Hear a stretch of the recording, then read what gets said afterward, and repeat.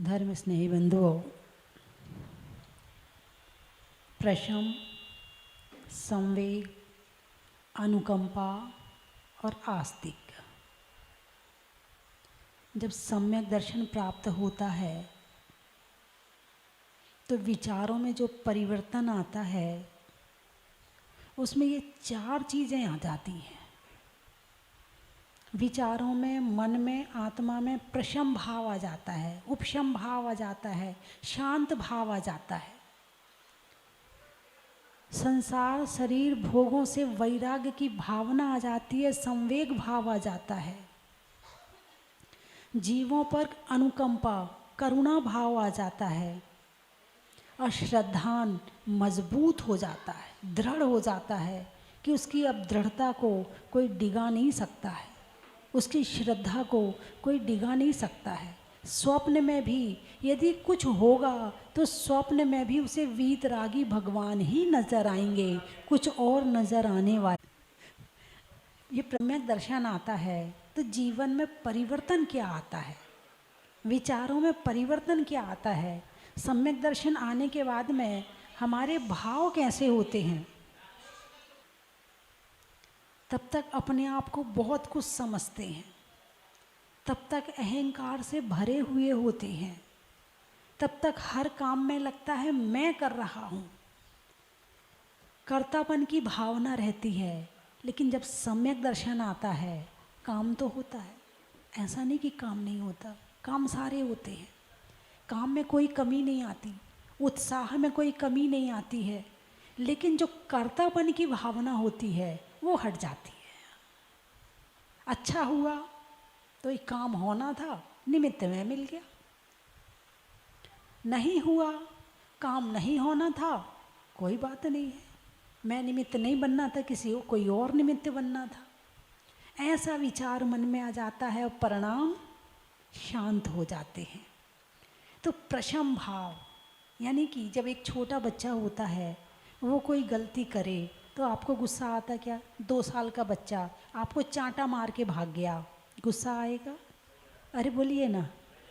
आपके बाल खींच के भाग गया, आपको धक्का दे दिया, आप गिर भी गए, गुस्सा आएगा? नहीं आएगा। क्यों नहीं आएगा?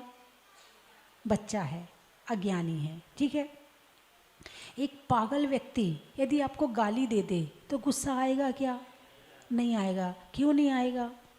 पागल है, दिमाग खराब है, इसको अकल नहीं कि किसको क्या बोलना है, ये तो पागल, इसकी क्या बात का बुरा मानना, ठीक है, ये आप समझते हो। लेकिन जब कोई व्यक्ति अच्छा जानता समझता है और वो किसी मुनिराज को गाली देता है तो मुनिराज बुरा नहीं मानते, क्यों? अरे बोलिए ना। क्योंकि मुनिराज जानते हैं गाली इसने नहीं दी है, इससे गाली कर्म ने दिलवाई है। किसने दिलवाई है? कर्म ने दिलवाई। बच्चा अज्ञानी है, वो नहीं जानता कि वो क्या कर रहा है। पागल अज्ञानी है, वो नहीं जानता कि वो क्या कर रहा है। लेकिन जो गाली देने वाला है वो भी नहीं जानता कि मैं गाली दे रहा हूँ या मुझसे गाली दिलवाई जा रही है। यानी आप सब जानते हैं कर्म सिद्धांत को, कर्म व्यवस्था को खूब अच्छी तरह से जानते हैं कि कर्म व्यवस्था दुनिया की सबसे बड़ी व्यवस्था है। भारत का शासन जितना काम नहीं करता है, हैं? और जो अभी मीटिंग हुई थी सब देशों की मिलाकर के, क्या थी वो? G20 हैं। वो मीटिंग में जितने रिजल्ट नहीं आते हैं उसमें कहीं ना कहीं गड़बड़ हो सकती है, लेकिन कर्म व्यवस्था एक ऐसी व्यवस्था है कि जरा भी गड़बड़ नहीं हो सकती है। शासन की व्यवस्था में तो घूस लेके छोड़ दिया जा सकता है, लेकिन कर्म नहीं छोड़ने वाला है, हैं? यहाँ तो कोई नेता का लड़का हो, मंत्री का लड़का हो तो जा भाई तू चला जा, चुपचाप भाग के जा, कोई देख ना ले, तुझे हम सज़ा नहीं देंगे। लेकिन कर्म कहता है चाहे तीर्थंकर हो, चाहे चक्रवर्ती हो, हैं, चाहे नारायण हो, चाहे प्रति नारायण हो, चाहे कोई प्रधानमंत्री हो, चाहे कोई राष्ट्रपति हो, चाहे कोई भिखारी हो, कर्म किसी को नहीं छोड़ता है। और जब भगवान को मोक्ष जाना है, आदिनाथ प्रभु दीक्षा ले ली, मोक्ष जाना है। कर्म कहते पहले मेरा हिसाब चुकता करो। तुमने 6 घड़ी के लिए बैलों के मुंह में मुसीका बंधवाया था, 6 महीने तुम्हें आहार मिलने वाला नहीं है। कर्म कहते मेरा हिसाब करो तब मोक्ष जाना, ऐसे मोक्ष नहीं जाने दूंगा। कर्म की दृष्टि में सब बराबर हो जाते हैं। जब कर्म व्यवस्था समझ में आती है, आत्मा की व्यवस्था समझ में आती है, जब मोक्ष समझ में आता है, जब संसार का सुख अलग है और आत्मा का सुख अलग है, ये बात समझ में आती है, और जब वो अंतर आत्मा में उतर जाती है तब सम्यक दर्शन होता है। और जब सम्यक दर्शन होता है तो प्रशम भाव जागृत हो जाता है, और ये प्रशम भाव शांत कर देता है, मन शांत कर देता है, आत्मा को शांत कर देता है, क्रोध कम कर देता है। अभी पूरा खत्म नहीं किया, अनंतानुबंधी क्रोध तो चले ही गया, अनंतानुबंधी मान तो चले ही गया, अनंतानुबंधी मायाचारी और अनंतानुबंधी लोभ तो चला ही गया। जैसे ही सम्यक दर्शन आया तो अनंतानुबंधी कषाय, मिथ्यात, सम्यक मिथ्यात और सम्यक प्रकृति, ये 7 प्रकृति तुरंत ही नमो सिद्धाड़म हो जाती है। और ये 3 तरह का सम्यक दर्शन होता है, उपशम, क्षय और क्षय उपशम। 3 तरह का सम्यक दर्शन होता है। एक में कर्म प्रकृतियाँ उपशम हो जाती हैं, यानी नीचे बैठ जाती हैं। दूसरे में जैसे 3 गिलास में पानी रखा है, एक में कीचड़ नीचे है और पानी ऊपर है, एक में पानी कीचड़ नीचे बैठी है, हल्का फुल्का कीचड़ ऊपर भी आ गया है, पूरा नहीं आया है लेकिन थोड़ा बहुत आ गया है, लेकिन है सही, अभी कीचड़ निकला नहीं है बाहर लेकिन बैठ गया है नीचे। और तीसरा सम्यक दर्शन है कि पानी अलग और कीचड़ अलग। जब इन 7 प्रकृतियों का उपशम होता है तो उपशम सम्यक दर्शन होता है। जब इनमें से कुछ चल मलिन अगाड़ दोष के साथ में आती हैं तो फिर सम्यक दर्शन क्षयोपशम होता है। और जब कीचड़ अलग हो जाता है, ये 7 प्रकृतियाँ क्षय हो जाती हैं तो क्षायिक सम्यक दर्शन प्राप्त हो जाता है। प्रशम भाव आ गया, शांत भाव आ गया, अब वो बैर नहीं बांधेगा किसी से। लड़ाई हो गई, कुछ समय के बाद चल भाई कोई बात नहीं, मिटा अपनी बात को, तू भी अपनी भूल जा, मैं भी अपनी भूल जाता हूँ, चलो दोनों मिल लेते हैं, दोनों बात कर लेते हैं। और फिर उसी भावना के साथ में बैर भाव को भुला करके अपनी ज़िंदगी की शुरुआत कर देते हैं। अनंतानुबंधी क्रोध चला गया, 6 महीने से ऊपर की कषाय अब नहीं रहेगी। मान कषाय भी ऐसी नहीं करेगा कि जो मान कषाय है, अनंतानुबंधी मान, वो देव शास्त्र गुरु का अपमान करवाता है। धर्म में होने वाली मान कषाय अनंतानुबंधी है, इसलिए वो देव शास्त्र गुरु का अपमान करवाता है, अपने आप को बहुत बड़ा समझता है। और जो अपने आप को बड़ा समझता है, कई बार तो वो भगवान को भी कुछ नहीं समझता। क्या है भगवान, हमने ही तो विराजमान किए हैं, हम अभिषेक न करना तो क्या होगा भगवान का, हम भगवान के मंदिर ना आए तो खाली बैठे रहेंगे, भगवान बोर हो जाएंगे। अरे वो तुम्हारे आने जाने से ना खुश होते हैं ना बोर होते हैं, वो अपनी आत्मा के ध्यान में लीन हैं। तो जो देव शास्त्र गुरु का अपमान करवाए वो अनंतानुबंधी मान है। और जो अनंतानुबंधी मायाचारी है वो भी छल कपट कहीं ना कहीं धर्म के मामले में करता है, करेगा इतना सा और बताएगा इतना सारा। ये है अनंतानुबंधी माया। और अनंतानुबंधी लोभ क्या है, निर्माल्य द्रव्य खाने लगता है। क्या खाने लगता है, निर्माल्य द्रव्य खाने लगता है। जब निर्माल्य द्रव्य खाने के भाव आ जाएं या खाना शुरू हो जाए तब समझ लेना कि अनंतानुबंधी लोभ कषाय चल रही है, उदय में आ चुकी है, और उसको जीवन में हमने बंद करना भी शुरू कर दिया है। जब निर्माल्य द्रव्य खाने का भाव आ जाए। निर्माल्य द्रव्य जानते क्या होती है, अरे बोलिए ना क्या होती है, थोड़ा बड़ा, क्या होती है निर्माल्य द्रव्य? चढ़ा जो मंदिर में दान दिया गया है उस द्रव्य को ग्रहण करना, ये निर्माल्य द्रव्य कहलाता है ना। तो आप लोग थोड़ी ग्रहण करते होंगे, भाई मंदिर से मंदिर आते हो, जैसे आप किसी दुकान में जाते हो, कपड़े की दुकान में गए, क्या लेने गए? कपड़ा लेने गए। ज्वेलरी की दुकान में क्यों गए? ज्वेलरी लेने गए। किराने की दुकान में क्यों गए? किराना लेने गए। मंदिर में क्या लेने आते हो? हैं? मंदिर में देने आते हो, है ना? अरे बोलिए ना, मंदिर में तो तुम्हारा कर्जा है क्या मंदिर का, जो मंदिर में देने आ रहे हो? चावल चढ़ाने आते हो। संसारी इतना स्वार्थी है, यदि उसे कुछ ना मिले तो वो मंदिर भी ना आए। मंदिर में जो मिलता है वो दिखता नहीं है, जो दिया जा रहा वो कम है और जो मिल रहा है वो ज़्यादा है। हमारा भविष्य बन रहा है, कहाँ से बनेगा? मंदिर से बनेगा। हमारा पाप कटेगा, कहाँ से कटेगा? मंदिर से कटेगा। हमारे दुख दूर होंगे, कहाँ से होंगे?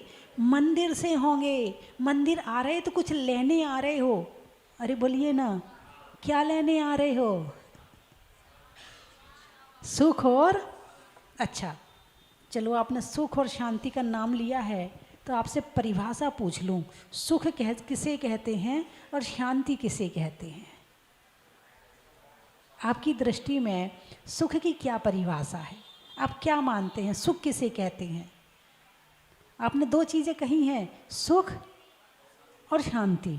शांति किसे कहते हैं और सुख किसे कहते हैं? जब घर में लड़ाई झगड़ा मचा पड़ा हो तो क्या कहते हैं? भैया शांति से रहो, कलेश मत करो। इसे तो शांति, यदि लड़ाई नहीं है आपके घर में, इसका मतलब आपके घर में शांति है, ठीक है। अच्छा, सुख किसे कहते हैं? जहाँ शांति है वहाँ सुख है कि नहीं है? अरे बोलिए ना, जहाँ शांति है वहाँ सुख है कि नहीं है? अच्छा ये बताओ, भोजन करने में सुख मिलता कि नहीं मिलता? शांति मिलती कि नहीं मिलती? भोजन करने में सुख मिला, शांति मिली कि नहीं मिली? शांति के साथ सुख तो रहता है, मगर सांसारिक सुख के साथ शांति नहीं रहती है। बात समझ में आई कि नहीं आई? सांसारिक सुख के साथ शांति नहीं है, और जहाँ शांति है वहाँ सुख जरूर है। सांसारिक सुख प्राप्त करने के लिए बाहर की वस्तुओं को इकट्ठा करना जरूरी है, तब आपको सुख मिलेगा। फिर सुख तो मिल गया, पर ये गारंटी नहीं है शांति मिलेगी कि नहीं मिलेगी। लेकिन जहाँ शांति है वहाँ सुख की गारंटी है। अभी आप सुख से बैठे हो कि शांति से बैठे हो? अरे बोलिए ना, आपको सुख मिल रहा है कि शांति मिल रही है? जहाँ शांति है वहाँ सुख है, वस्तु हो ना हो। और ये सुख और शांति आती है प्रशम भाव से। कहाँ से आती है? प्रशम भाव से।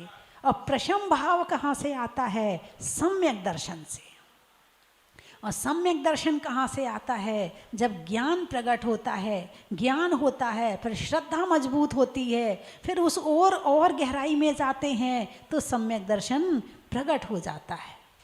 इच्छा आकांक्षा जिसके लिए लड़ रहे हैं, परेशान हो रहे, आजकल जहाँ देखो वहाँ बहुत सारे प्रवचन करने वाले पैदा हो गए। जगह जगह वो मोटिवेशनल स्पीकर है ना। अरे बोलिए ना, करते ना प्रवचन, करते नहीं करते? हाँ, आपको क्या चाहिए?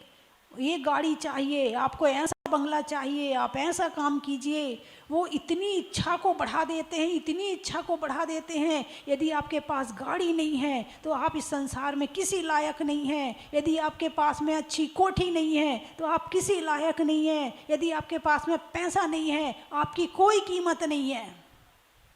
इस सांसारिक वस्तुओं की उन्होंने इतनी कीमत बता दी आपको कि आपकी खुद की आत्मा की कीमत खत्म हो गई।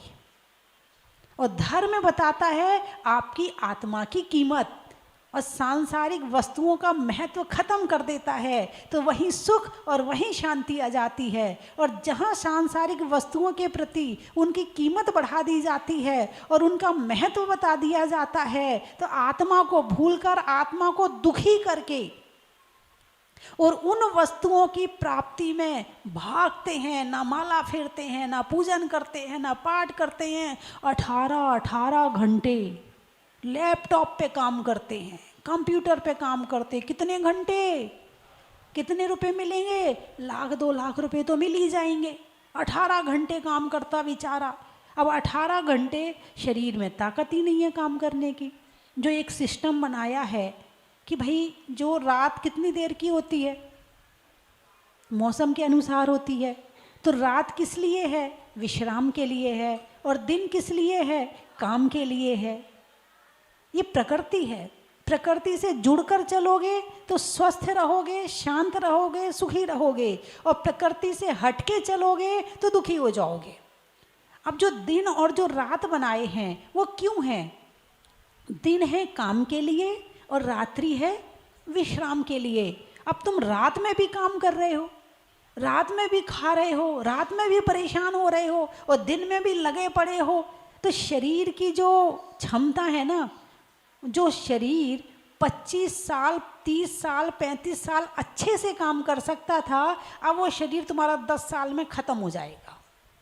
जैसे एक गाड़ी है, एक गाड़ी को आप दिन में 4 घंटा चलाते हो तो वो 4 साल चलेगी। उस गाड़ी को यदि आप 10 घंटा चलाते हो तो वो 2 साल चलेगी। और उस गाड़ी को आप 24 घंटा चलाते हो तो 2 साल में ही ख़त्म हो जाएगी, 1 साल में ही ख़त्म हो जाएगी। ये भी गाड़ी है, ये भी गाड़ी है। इस गाड़ी का दुरुपयोग मत करो, इस गाड़ी का सदुपयोग करो। तो दिन है काम के लिए और रात्रि है विश्राम के लिए। अब ऐसी गाड़ी चाहिए, ऐसा बंगला चाहिए। आजकल के छोटे छोटे बच्चों के अंदर, वो छोटा सा बच्चा बड़े होके ना मैं ये वाली गाड़ी खरीदूंगा। एक छोटा सा करीब 2.5-3 साल का बच्चा आया, उनके घर वालों बड़े खुश, बोले बेटा गाड़ी के नाम बता। अब उसने एक सांस में 25 गाड़ियों के नाम बता दिए। क्या? मैं तो जानती नहीं थी, मुझे नाम पता नहीं थे। 2-4 के पता हैं जिसमें वो यात्री आते रहते हैं। हम तवेरा लेके आए हैं, हम सवेरा लेके आए हैं, तो वो 2-4 के पता है मुझे, बाकी के पता नहीं है मुझे। अब वो एक सांस में उसने 25 नाम बता दिए और उनके मम्मी पापा बड़े खुश। मैंने कहा बेटे 24 भगवान के नाम सुना? नहीं, वो तो नहीं आते, 25 गाड़ियों के नाम तो आते हैं। थोड़ा बेस बढ़ाना। क्या? 25 गाड़ियों के नाम तो आते हैं बच्चे को, लेकिन 24 भगवान के नाम नहीं आते हैं। और उसमें माँ बाप खुश, मेरा बेटा मोबाइल चला लेता है, 2.5 साल का है, पूरा मोबाइल खोल लेता है, बड़ा खुश, बड़ी ऐसे अहंकार, मेरा बेटा, मेरा पोता। ये नहीं सोच रहे हो कि उसकी आंखें खराब हो रही हैं। बचपन में पतंग उड़ाते थे, उड़ाई ना आप लोगों ने? अरे बोलिए ना। उससे क्या होता था?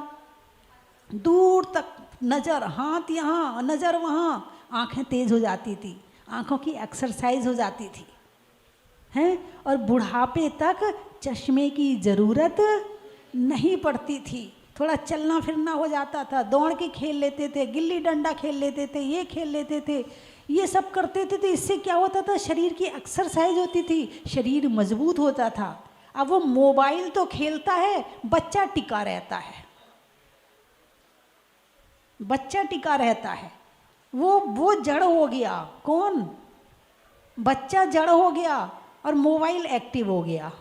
एक्टिव होना चाहिए बच्चों को, तो बच्चा तो हो गया जड़, बिल्कुल किसी तरह की एक्टिविटी नहीं है। और वो मोबाइल जो हो गया एक्टिव, तो वो ज़्यादा तेज़ हो गया। अब मोबाइल होशियार हो जाएगा, तुम गधा हो जाओगे। अरे बोलिए ना। नहीं, गधा का मतलब वो नहीं, आप उल्टा अर्थ मत लेना। गधा शब्द का अर्थ समझ लो, जिसकी गलत धारणा है वो गधा है। क्या? जिसकी गलत धारणा है वो गधा। आपकी बात थोड़ी कर रही हूँ। वो है ना, गधा जो है ना, गर्मी में मोटा हो जाता है और बारिश में पतला हो जाता है। क्यों? वो इसलिए कि जब बारिश का मौसम आता है और हरी हरी घास चारों तरफ होती है तो गधे को टेंशन हो जाती है, मैं इतनी सारी घास कैसे खाऊंगा। उसे टेंशन हो जाती है और थोड़ी बहुत खाता है, धीरे धीरे गर्मी आ जाती है, घास सूख जाती तो वो मोटा हो जाता। पता क्यों? मैंने इतनी सारी घास खा ली। ऐसे ही सारा संसार गलत धारणाओं में जी रहा है। हैं तो बात चल रही थी कि मोटिवेशनल स्पीकर बड़ी हर व्यक्ति को एक्टिव करने के लिए उसे टारगेट देते हैं, तुम्हें ये गाड़ी चाहिए, तुम्हें ये बंगला चाहिए, तुम्हें ये चाहिए, तुम्हें ऐसी नौकरी चाहिए, आप ऐसा करिए। आप ये बताओ उंगलियां कितनी होती हैं? अरे बोलिए ना, 5। अब इन 5 उंगलियों में कौन सी उंगली बड़ी है? बीच की।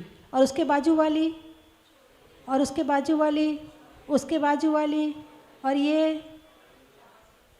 यदि मान लो इन 5 उंगलियों में लड़ाई हो जाए कि मुझे छोटा क्यों बनाया, मुझे छोटा क्यों बनाया, ठीक है?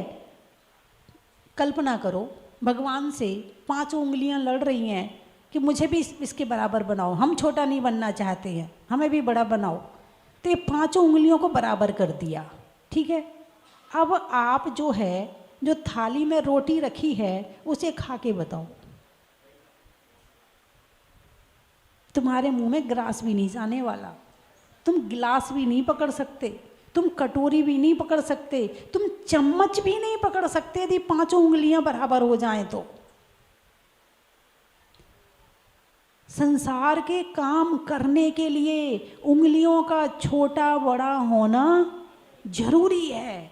ऐसे ही संसार में जब तक छोटे और बड़े व्यक्ति नहीं होंगे तब तक ये संसार चलने वाला नहीं है। अब सारे प्रधानमंत्री तो हो नहीं सकते, सारे मुख्यमंत्री तो हो नहीं सकते, और हर व्यक्ति का अहंकार जागृत है कि मैं प्रधानमंत्री, मैं मुख्यमंत्री, मैं ये बन जाऊं, मैं वो बन जाऊं, और सारे बनने तैयार हो जाएंगे तो लड़ाई के अलावा कुछ होगा नहीं।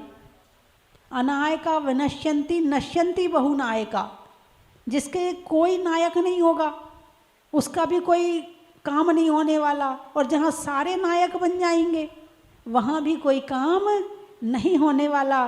तो इस उंगली में, इस हाथ में 5 उंगलियों के काम भी अलग अलग है कि नहीं है? हैं? तो इसी तरह संसार में सब अलग अलग हैं।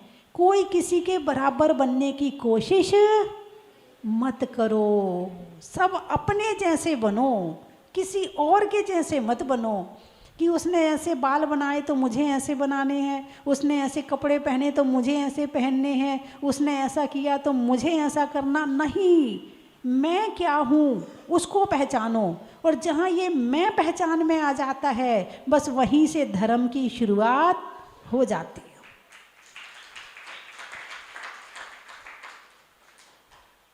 आँखें बाहर देखती हैं, लेकिन जब आँखें बंद हो जाएं तो अंदर का भी दिखाई पड़ता है, देखने वाला चाहिए। कान बाहर का सुनते हैं। अभी एक दिन मैं पता नहीं कुछ सोच रही थी या सामायिक कर रही थी, वो बात मुझे याद आ रही तो मैं आपको बता दूं कि भगवान पार्श्वनाथ पर कमठ ने उपसर्ग किया, ठीक है, और भयंकर भयंकर आवाज़ें निकाली। भगवान महावीर पर संगम देव ने उपसर्ग किया, भयंकर भयंकर आवाज़ें निकाली। तो उन्होंने, मैं सोच रही थी कि उस आवाज़ को उन्होंने कैसे सहन किया होगा। फिर चिंतन में आया कि सहन करने की क्या ज़रूरत है। जब हम किसी अपने एक काम में तल्लीन हो जाते हैं तो हमें दूसरे की आवाज़ सुनाई नहीं पड़ती है, और उस समय भगवान अपनी आत्मा के ध्यान में इतने लीन थे कि उनकी आवाज़ें सुनाई नहीं पड़ी।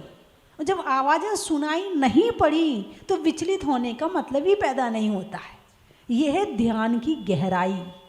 जब अपने अंदर उतर जाते हैं तो बाहर का सुनाई नहीं पड़ता, और जब तक बाहर की ही सुनते रहोगे तब तक अंदर का सुनाई नहीं पड़ता है। और जब अंदर का सुनाई पड़ने लगे, अंदर का दिखाई पड़ने लगे, अंदर का मतलब ऐसे नहीं कि आप हार्ट देखने की कोशिश करो, पेट की नसों को देखने की कोशिश करो, ना ना, मैं उसकी बात नहीं कर रही हूँ। इस बाहर की दुनिया से एक अलग दुनिया और है, जिसमें केवल मैं अकेला हूँ, कोई दूसरा नहीं है, जिसमें मैं हूँ, और जब तक मैं अपने अंदर हूँ तो मैं हूँ, और बाहर निकलो तो परमात्मा है। अंदर जाओ तो आत्मा है, और बाहर आओ तो परमात्मा है, और इससे बाहर जाओ तो फिर सारा संसार है। लेकिन बस दो में टिकते नहीं हैं, ना परमात्मा में टिकते हैं ना आत्मा में टिकते हैं।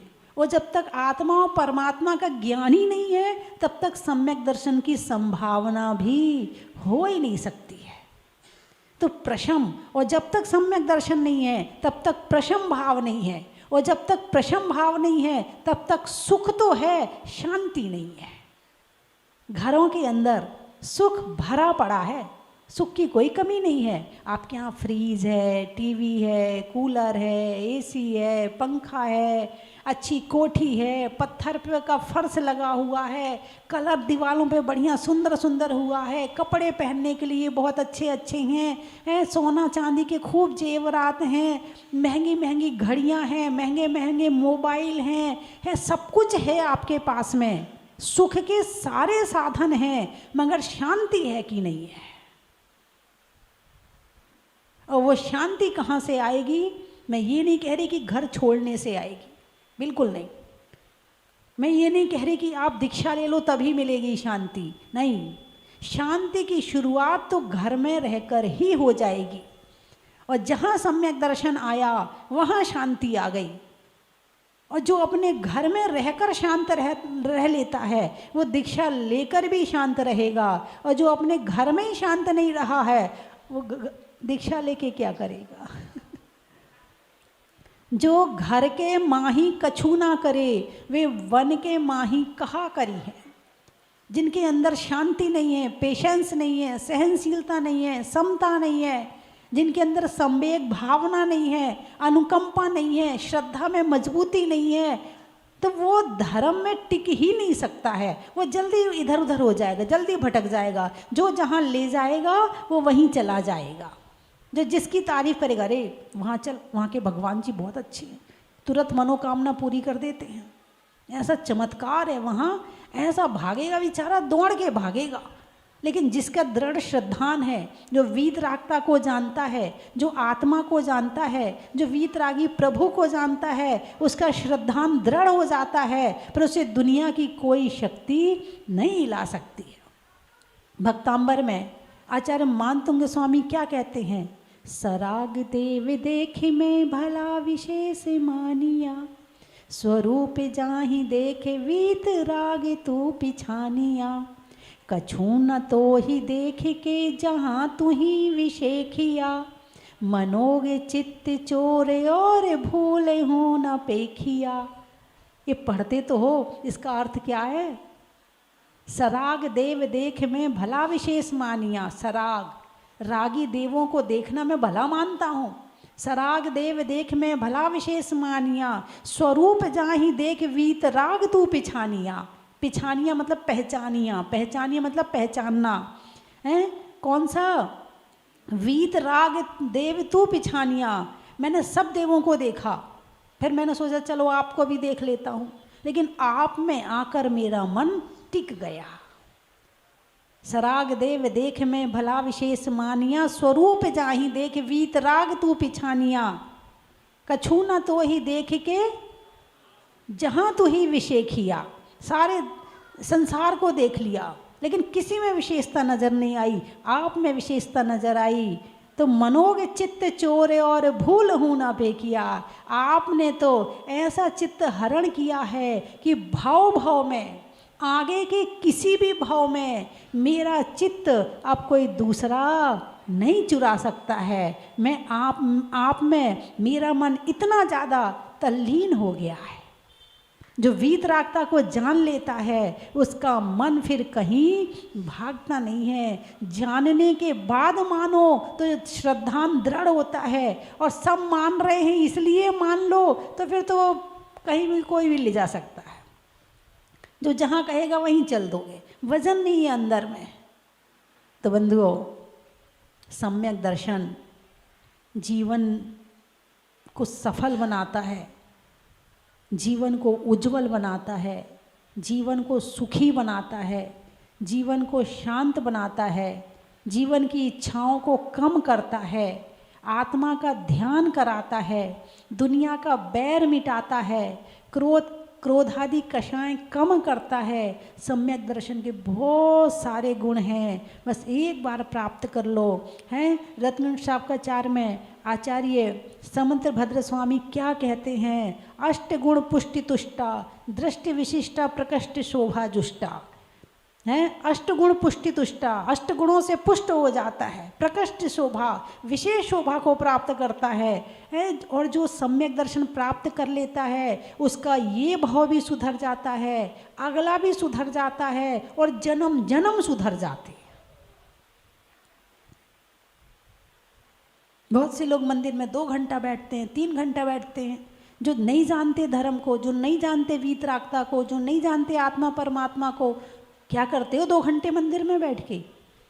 क्या मिलता है मंदिर में? क्या मिलता साधुओं के पास में?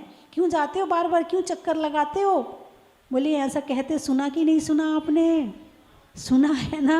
क्यों कहते हैं ऐसे? क्योंकि उन्हें पता है कि यहाँ कुछ मिलता नहीं है, यहाँ तो कुछ है ही नहीं है। कहीं और जाए प्रसाद तो मिलता है, कम से कम कुछ ना मिले मिठाई तो मिलती है, यहाँ तो वो भी नहीं मिलती है। लेकिन यहाँ जो मिलता है वो दुनिया में कहीं भी नहीं मिलता है। ऐसा जैन धर्म है। चलिए, समय हो गया है, और ग्वालियर का जो आसपास का क्षेत्र है, सन 1100 से 1300 में हैं पंडित जी, 1100 से 1300 के मंदिर और प्रतिमाएं ज़्यादातर मिलते हैं। ऐसा लगता है जो 1100 से 1300 का काल रहा वो जैन धर्म की ऊंचाई का काल था। अक्सर राजस्थान में भी मैंने प्रतिमाएं देखी हैं, तो वहाँ भी जो प्रतिमाएं हैं वो भी इस काल की बहुत मिलती हैं। तो ऐसा लगता है पूरा भारत का ये 1100 से 1300 का काल जो रहा वो ऊंचाई का काल रहा, जैन धर्म की स्वर्ण काल रहा, और उसमें प्रतिमाओं का बहुत निर्माण हुआ। और एक ये 1900 और 2000 का ये काल भी जैन धर्म की ऊंचाई का काल है। इसमें भी खूब प्रतिमाओं का निर्माण हो रहा है और खूब पंच कल्याणक हो रहे हैं।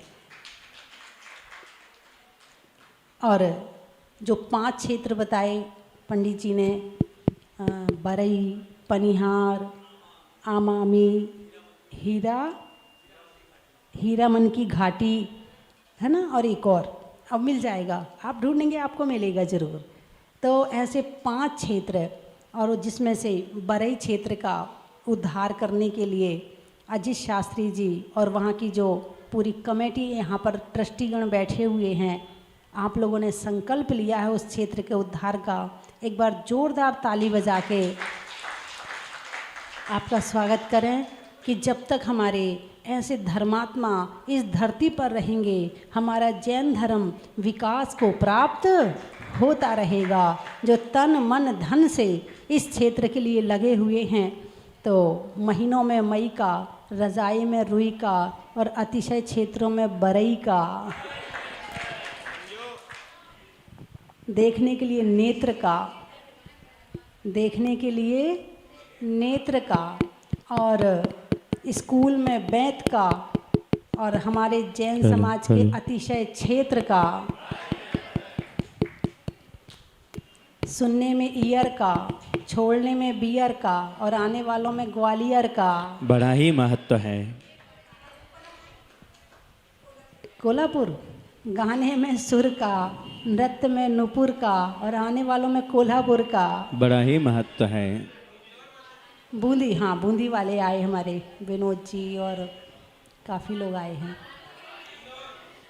पक्ष में सुदी का, मंदिर में वेदी का, और आने वालों में बूंदी का बड़ा ही महत्व है। भोपाल परिवार। अच्छा, भोजन में दाल का, पूछने में हाल का और आने वालों में भोपाल का, बड़ा ही महत्व है। खेत में धान का, शादी में पान का और आज होने वाले भक्तांबर विधान का, बड़ा ही महत्व है। रामनगर दिल्ली, त्रियंचों में बिल्ली का, डंडा में गिल्ली का और आने वालों में रामनगर दिल्ली का, बड़ा और आने वालों में इंदौर का, बड़ा ही महत्व है। Galiakot colon colony colony Galiakot ज़रूर बोलना है। अच्छा कॉलोनी, अच्छा। रुई में पौनी का, रिश्तों में नानी का और गलियाकोट कॉलोनी का, बड़ा ही महत्व है। चौमू का, अच्छा। शरीर में मुंह का, बात करने में तू का और आने वालों में चौमू का, सापला, गाने में गला का, करने में भला का और आने वालों में सापला का, रोहतक, मकान की छत का, लिखने में खत का और आने वालों में रोहतक का,